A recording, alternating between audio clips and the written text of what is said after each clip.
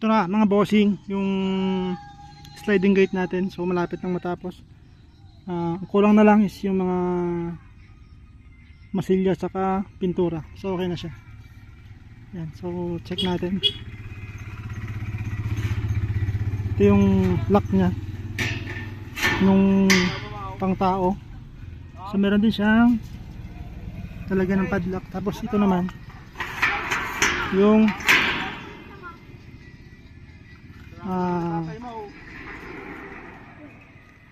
sa sliding gate.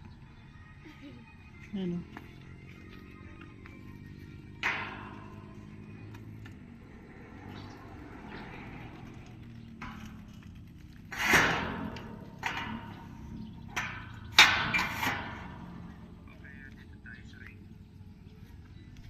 Tapos dito naman yung kung saan mo siya papadlock.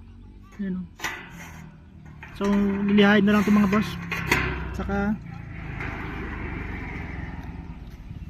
pipinturahan.